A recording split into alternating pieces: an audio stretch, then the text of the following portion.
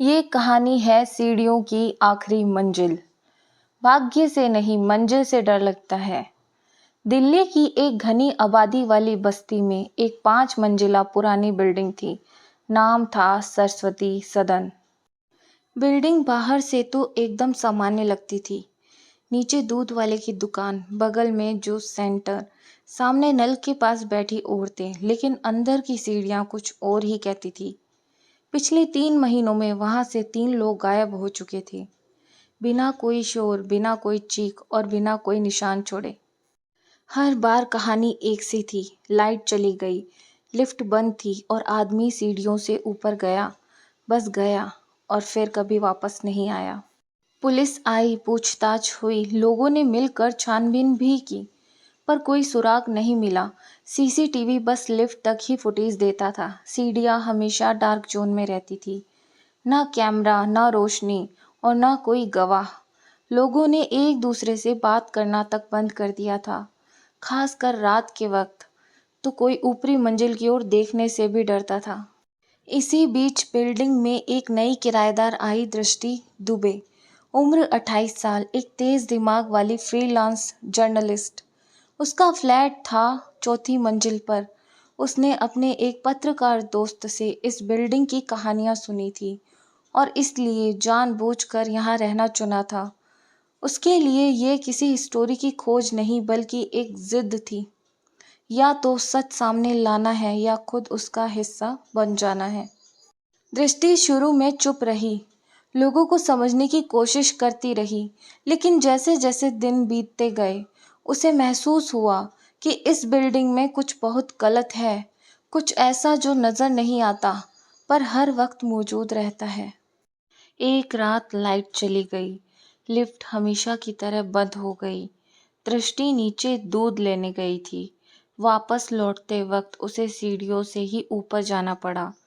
तीसरी मंजिल पार करते ही उसे अजीब सी ठंडक महसूस हुई, जैसे हवा भी उस जगह रुक जाती हो, जैसे सीढ़ियां उसके कदमों के नीचे से सांस ले रही हो। वो जब चौथी मंजिल की ओर बढ़ रही थी, तभी पीछे से किसी के धीरे धीरे चलने की आवाज आई। पलटी तो कोई नहीं था। कुछ सेकंड तक उसने वहीं खड़े होकर अपनी सांसों को कंट्रोल किया, फिर जैसे तैसे हिम्मत करके ऊपर पहुंची। लेकिन जैसे ही वह अपने फ्लैट के दरवाजे पर पहुंची, उसका दिल एक बार के लिए धड़कना भूल गया। दरवाजा खुला हुआ था, जबकि उसने ताला लगाया था। अंदर की सभी लाइटें जल रही थी, लेकिन पूरा घर खाली था। टेबल पर उसका मोबाइल रखा था, जो उसने अपने साथ लिया ही नहीं था। सोफे के पास पंखे की तरफ देखने पर उसे एक छाया सी दिखी, लेकिन पलक झपकते ही गायब। उस रात वो सो नहीं सकी।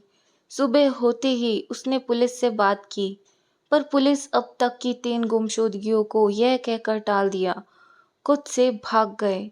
अब दृष्टि ने खुद तय किया कि इस रहस्य को वह खुद सुलझा कर रहेगी। उसने अपने पत्रकार दोस्त विवेक से मदद ली और साथ में एक high resolution night vision camera मंगवाया।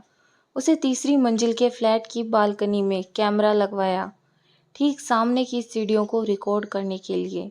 रात को कैमरा चालू किया गया।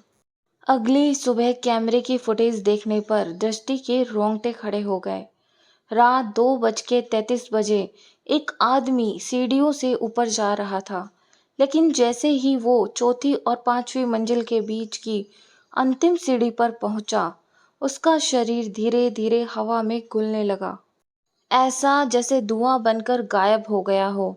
सबसे डरावनी बात यह थी कि उसके जाने के कुछ सेकंड बाद सीढ़ियों की दीवार पर एक काली आकृति दिखती है, जैसे किसी बच्चे की परछाई जो फर्श पर बैठकर हंस रही हो। उस रात दृष्टि ने पहली बार माना, ये कोई मामूली केस नहीं है, ये बिल्डिंग खुद को छुपा रही है। अगले दिन उसने बिल्डिंग की सबसे बुजुर्ग महिला शांताबाई से बात की। शांताबाई ने कांपती आवाज में बताया, 15 साल पहले इसी 5वीं मंजिल पर एक परिवार आया था, पति पत्नी और उनका 6 साल का बेटा राजू। कुछ महीनों में अचानक वो तीनों गायब हो गए। किसी ने कुछ नहीं देखा, बस रात को ऊपर से एक जोरदार चीख सुनी थी और फिर सन्नाटा।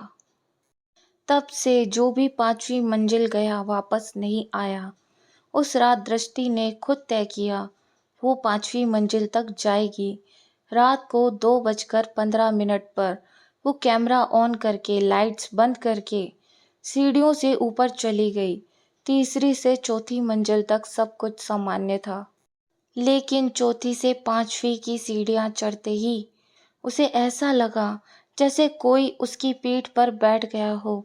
एक भारीपन, एक अजीब सी सांस घुटने वाली भावना, जैसे कोई अंदर से उसका नाम पुकार रहा हो, दृष्टि, दृष्टि, मत आ। वो जैसे तैसे ऊपर पहुंची और देखा 5वीं मंजिल का कॉरिडोर पूरी तरह अंधेरे में था, लेकिन बीच में एक दरवाजा खुला हुआ था। उसने जैसे ही उस दरवाजे को धक्का दिया, सामने दीवार पर एक लहू से लिखा नाम चमका। राजू की माँ और उसके ठीक नीचे खून से बने 4 निशान, जैसे 4 लोगों की आत्माएं वहां से निकल चुकी हो और 5वीं की बारी है। दृष्टि कुछ पल तक समझ नहीं पाई, लेकिन जैसे ही वो पीछे मुड़ी, एक मासूम सी हंसी सुनाई दी और फिर अंधेरा। कभी कभी मंजिलें सिर्फ पहुंचने के लिए नहीं होती, कुछ मंजिलें सिर्फ निगलने के लिए बनी होती है। अगर कभी लिफ्ट बंद हो तो इंतज़ार कर लेना, क्योंकि हर मंजिल पर सिर्फ लोग नहीं रहते, कुछ राज भी होते हैं। कहानी कैसी लगी कमेंट बॉक्स में कमेंट करके बताएं और मेरे चैनल को सब्सक्राइब करें और कहानी पसंद आई तो लाइक करें। धन्यवाद।